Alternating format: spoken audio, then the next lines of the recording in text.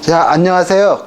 이번에 계약서 작성법과 특약실무라는 책을 출간을 하게 됐는데, 이 책이 기존에 아마 제 강의를 들어보신 분들은 알겠지만은 과거에는 공인중개사가 반드시 알아야 되는 필수 사례 20선 이런 거고, 그 다음에 이제 계약의 법률관계와 특약실무 이런 책을 가지고 여러 번 이제 특강을 했었죠.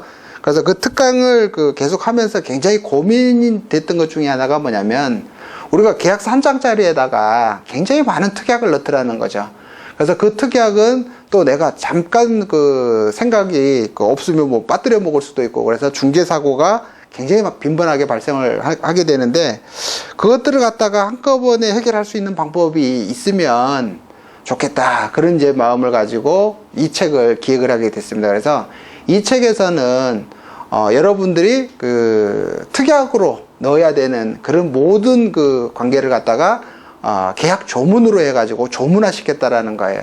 그래서 우선은 계약서를 갖다가 12종류로 이렇게 만들어서 각 계약서마다 계약 내용이 한 60개에서 70개 조문 형식으로 이렇게 만들어져서, 우리 여러분들이 계약을 할 때 반드시 넣어야 되는 그런 특약들은 이렇게 이제 완전히 서식화되었다, 이렇게 이제 이해를 하시면 됩니다. 그래서 이 책을 만들면서 우리 공인중개사가 정말 100% 중개사고를 방지할 수 있는 기법이 있지 않느냐, 그걸 확신시켜 드리기 위해서 이 책을 만들게 됐습니다.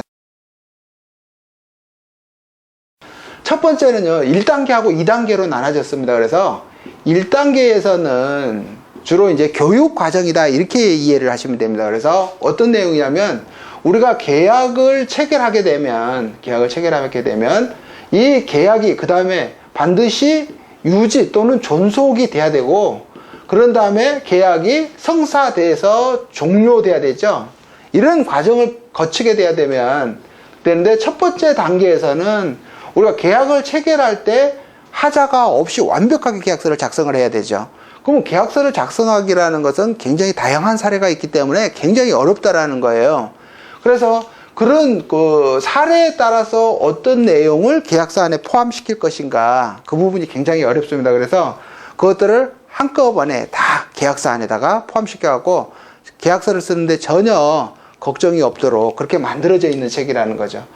자, 그래서 두 번째는 어떤 내용을 갖고 있냐 그러면, 우리가 계약을 체결했는데 이 계약 자체가 중간에 불성립이 되거나 아니면은 무효가 되거나 뭐 취소가 되거나 아니면 해제가 되거나 그랬을 때는 신속하게 이 계약 관계를 종결시켜야 되겠죠.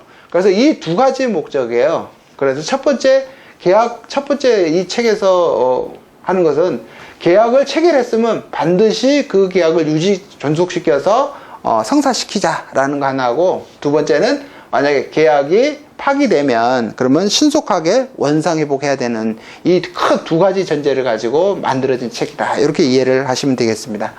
자, 그래서 이 첫 번째 단계에서는 우리가 크게 첫 번째가 이제 부동산 매매죠. 부동산 매매와 관련된 거하고, 두 번째는 임대차 계약과 관련된 거예요. 임대차 계약인데 주택 임대차 보호법과 관련된 거.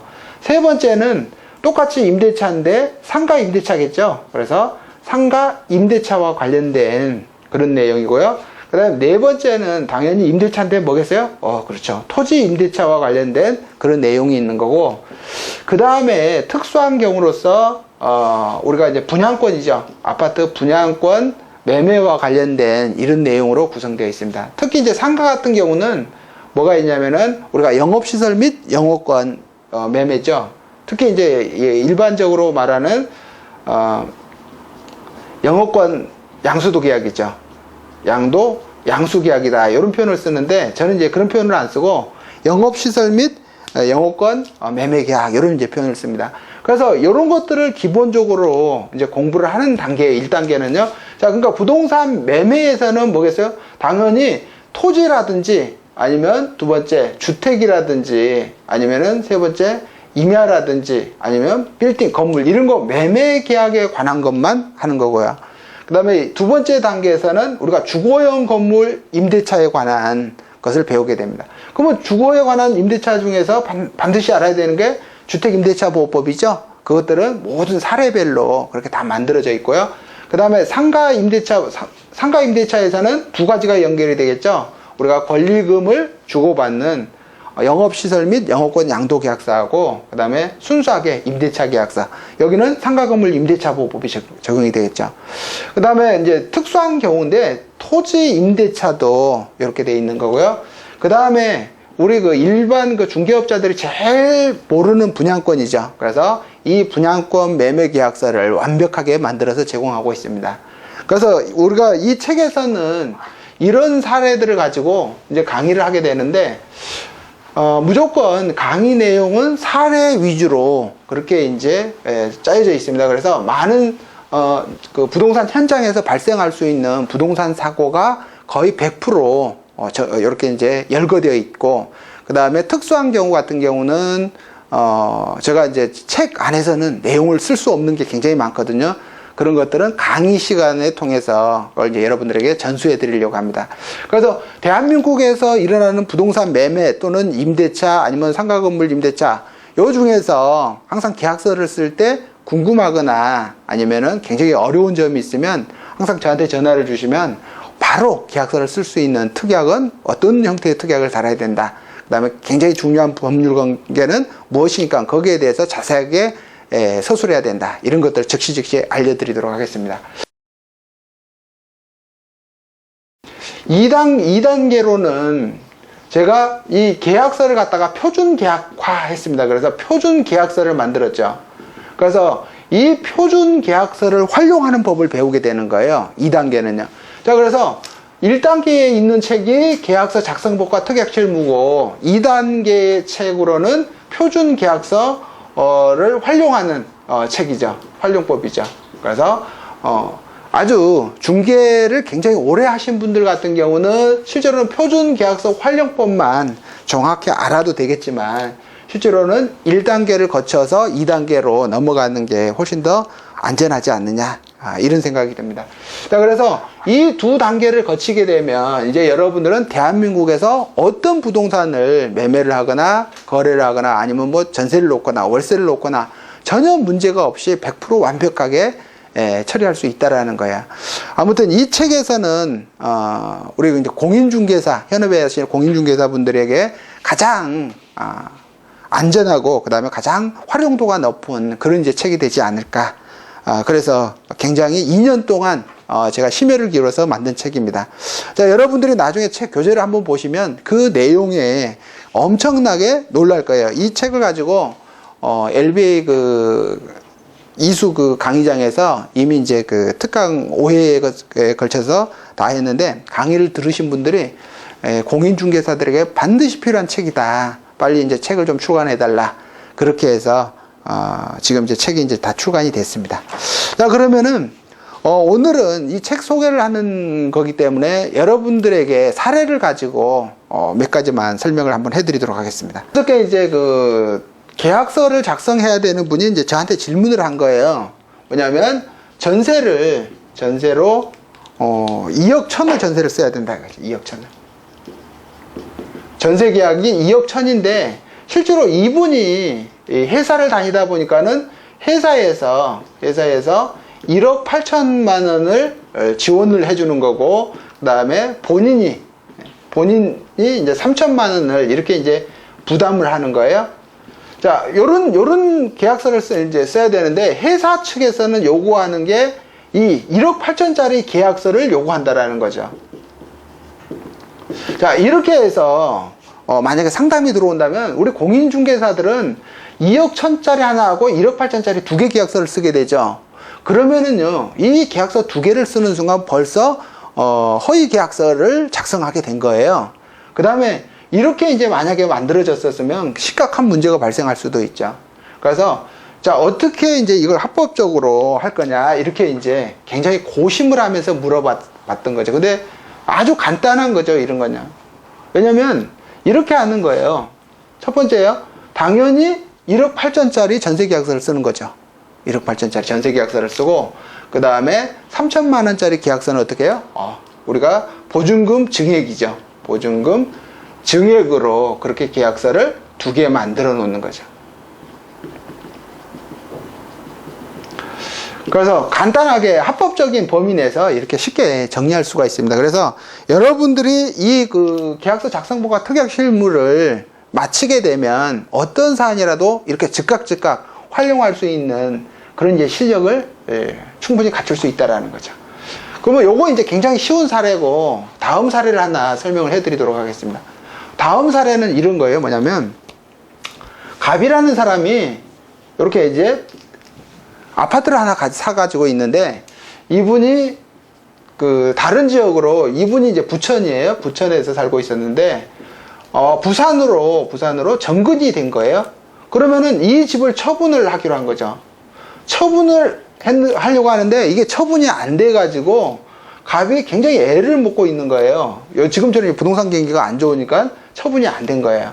그래서 이 안에 이제 저당권이 설정되어 있으니까 저당권에 대한 이자라도 납부하기 위해서 이걸 월세를 놓는 거예요. 월세로 놔죠. 자, 그래서 여기는 이제 월세가 보증금 500만 원에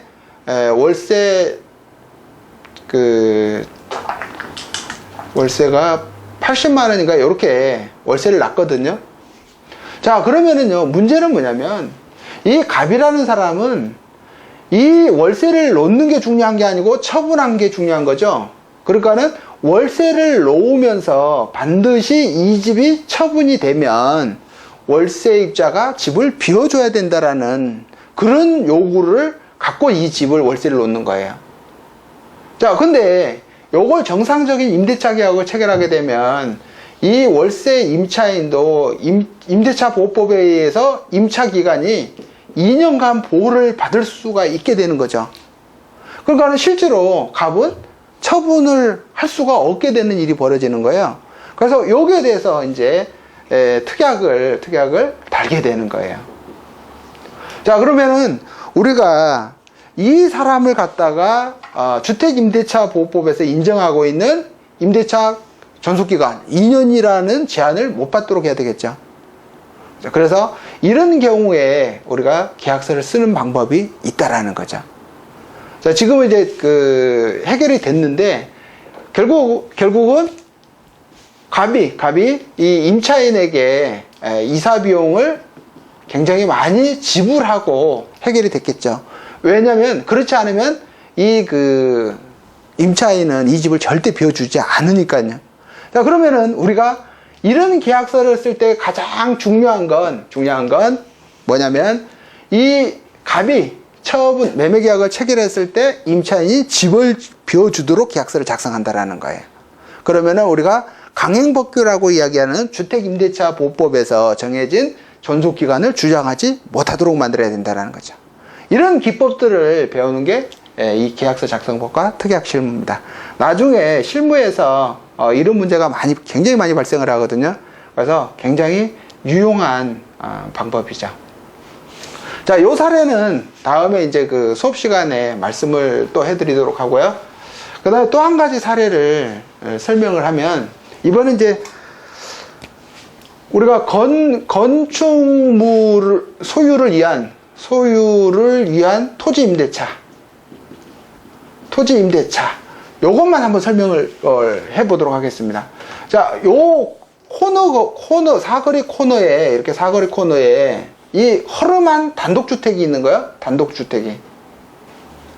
그러면은 이 단독주택은 누가 보더라도 지금 비효율적으로 사용하고 있는 거죠. 자, 그러니까는 건축업자들이 이 땅에다가 빌딩을 짓고 싶어 하는 거예요. 근데 이 땅의 소유자는 이 땅을 절대 팔 생각이 없는 거죠. 그래서 수입 자동차 대리점을 여기에 이제 하기 위해서 이 땅에 대해서 임대차 계약을 쓰고 싶어 하는 거예요. 자, 그래서 임대차 계약을 어떻게 쓰면 좋겠느냐 이렇게 이제 물어보는 거예요.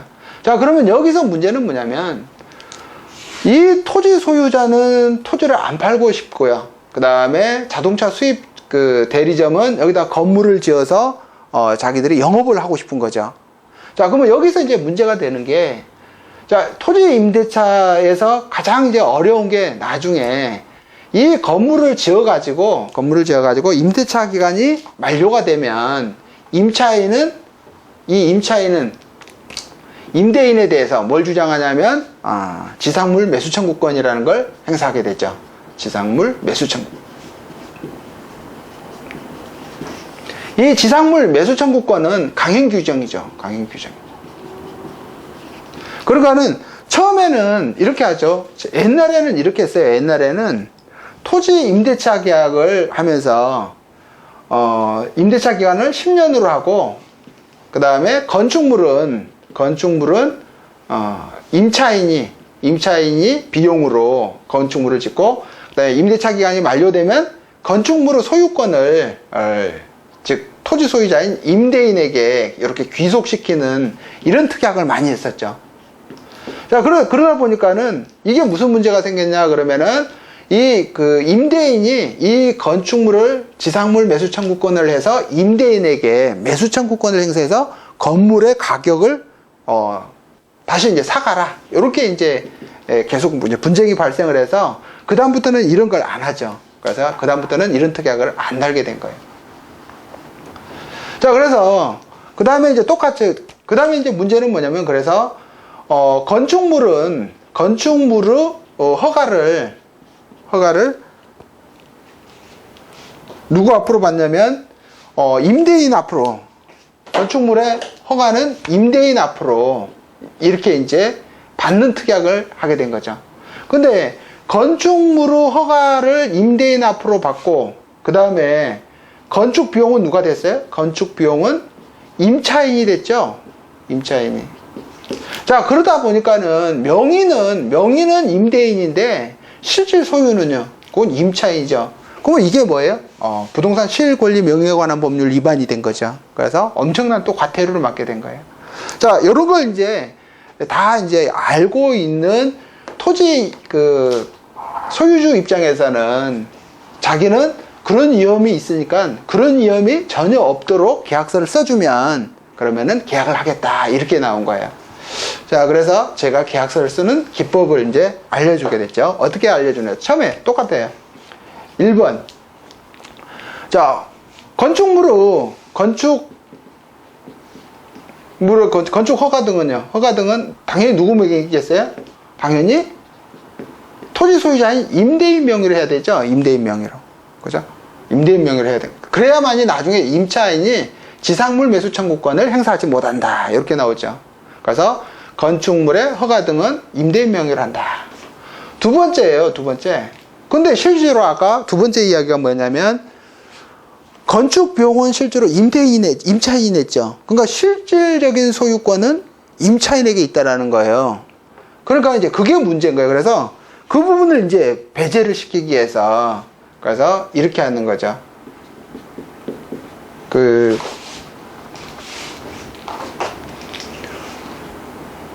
건축물에 관한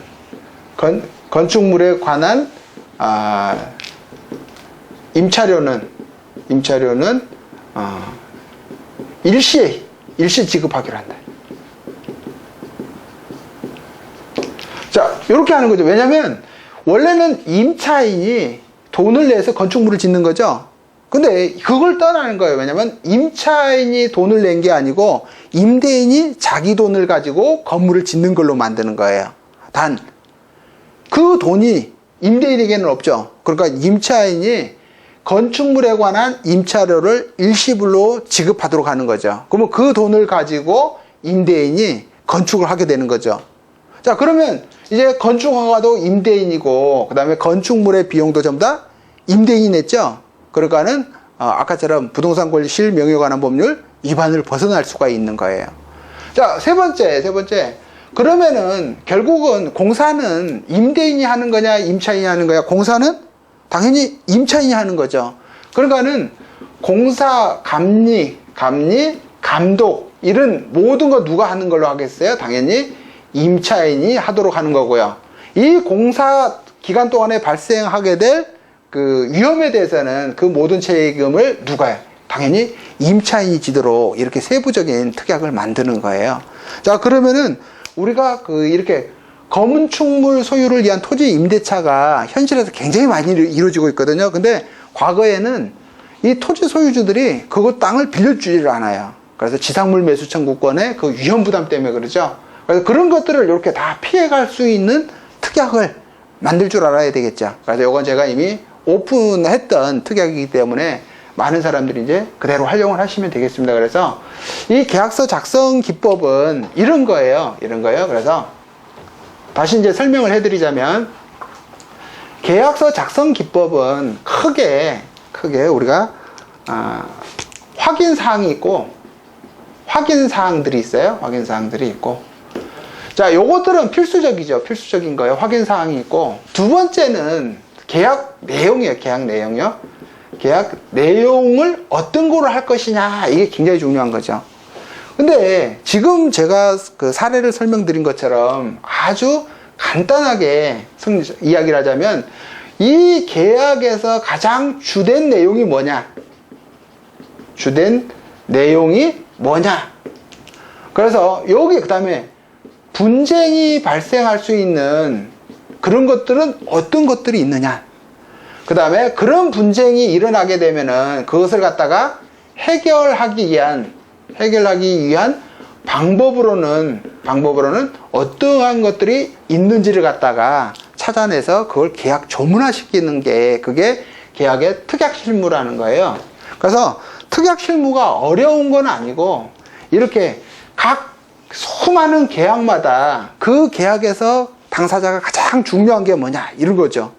그래서 그러한 것들을 찾아내서 그걸 계약 내용화시키고, 그 계약 내용을 이행하지 않았을 때는 그러면 신속하게 그 계약을 종결시키든지 아니면 손해배상을 하기 위해서 그런 규정들이 들어있다라는 거죠.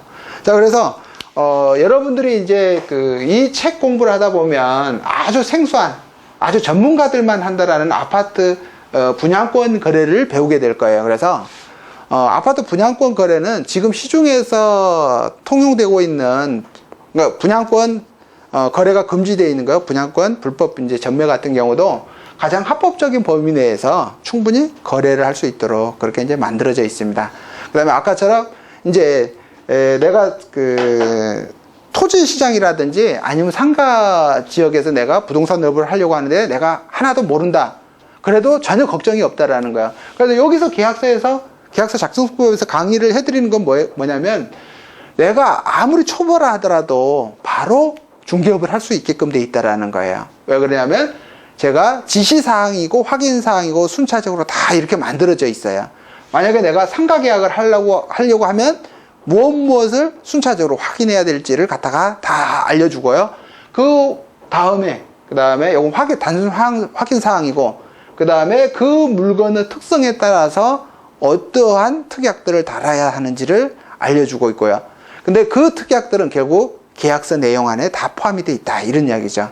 그래서 여러분들이 생각하지도 못한 그런 어마어마한 부동산 사고에 대해서 간단 명료하게 해결할 수 있는 모든 기법들이 이 책 안에 솔직히 다 들어 있습니다.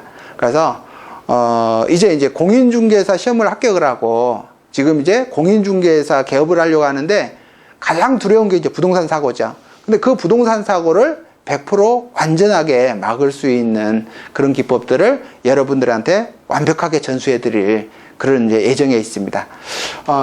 아마 인터넷에서 제 이름을 아마 이제 찾아보시면 제가 이제 책도 뭐 4권 이렇게 이제 발간된 책이 있는데, 부동산에 관한 모든 분야에 있어서 상당히 많은 뭐 사건 사고뿐만 아니라 상당히 많은 사례를 가지고 있습니다. 그래서 여러분들이 언제든지 궁금한 점이 있으면 전화를 주시면, 아니면 또는 그 이메일로 이렇게 문자를 주시면, 그러면은 즉시 거기에 대해서 해결할 수 있는 방법을 항상 즉시 알려드리는 그런 이제 과정으로 하려고 합니다. 그래서 여러분들이 이 책을 보면서 질문사항이 있으면 근데 질문이 있으면 물어보면 답변을 바로 해주는데, 그 질문사항이 뒤에 다 있다라는 거예요. 이 책에서는 부동산과 관련된 모든 사건 사고를 갖다가 다 해결할 수 있는 기법이 안에 들어있기 때문에 모른다고 해서 굳이 찾아가면서 뭐 알려고 할 필요가 없다라는 거죠. 그래서 이 책을 갖다가 1회독 정도 하게 되면은 그러면 여러분들도 실제로 계약서 작성하는 데 있어서만큼은 최고의 전문가가 되는 거고요. 그 다음에 그걸 나중에 저희들이 이제 하려고 하는 게 부동산 이제 정보 거래망인데, 그 부동산 정보 거래망에서는 표준 계약서를 쓰게 돼요. 그래서 이 표준 계약서는 뭐 별도 계약서가 있느냐? 그렇지 않아요. 여러분들이 쓰는 그 한 장짜리 계약서에다가 저희가 이제 제공해드리는 계약서 본문을 갖다가 붙여서 그냥 사용하시면 돼요. 그러니까는 계약 표준 계약서가 적은 것은 한 40개 조문 되고 많은 것은 한 70개 조문이 되는데, 그러면은 페이지 수로는 한 20페이지요. 근데 이제 그게 계약서 종이로 하다 보니까 얇죠. 그래서 이걸 이제 제공해 드리는데, 그걸 갖다가 여러분들이 지금 사용하고 있는 계약서, 한 장짜리 계약서 있죠? 그 계약서 뒤에다가 첨부를 해서 그것을 사용하면은 모든 중개사고를 100% 막을 수 있는 그런 게 있고요. 또 하나는 뭐냐면, 앞으로 이제 FTA가 이제 이제 발효가 됐고, 그러면은 우리나라 부동산 시장도 완전히 이제 그 계약 시장으로 바뀌게 되는 거거든요. 그러니까 언제까지나 이 한 장짜리 계약서를 가지고 맨날 특약을 달 수는 없다라는 거예요.